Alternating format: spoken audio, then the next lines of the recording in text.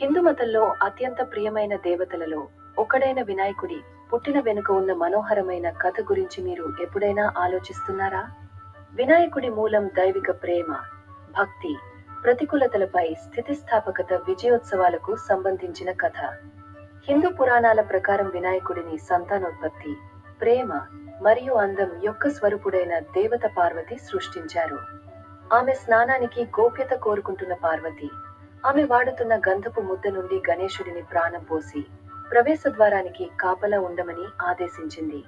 అయితే పార్వతి భర్త, శక్తిమంతుడైన శివుడు ఇంటికి తిరిగి వచ్చినప్పుడు తన తండ్రి గుర్తింపు తెలియని గణేశుడు అతన్ని ప్రవేశించనివ్వడానికి నిరాకరించాడు. ఆవేశానికి తగినట్టుగా శివుడు వినాయకుడి తలని తెగించి పార్వతిని హృదయ విదారకంగా వదిలి కోపానికి గురయ్యాడు. పార్వతికి తన వాగ్దానాన్ని నెరవేర్చడానికి శివుడు అప్పుడు తన అనుచరులను వినాయకుడి స్థానంలో తగిన తల కోసం మొత్తం విశ్వాన్ని శోధించాలని ఆదేశించాడు. సుదీర్ఘ శోధన తరువాత వారు ఒక యువ ఏనుగు యొక్క తల కనుగొన్నారు. శివుడు అప్పుడు గణేశ శరీరం మీద ఉంచాడు. అతనిని తిరిగి ప్రాణం తీసుకువస్తుంది.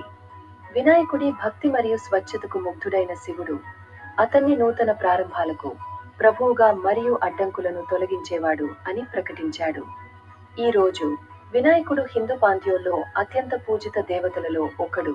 అతని జ్ఞానం, కరుణ మరియు ఏదైనా సవాలును అధిగమించగల సామర్థ్యం కోసం జరుపుకుంటారు.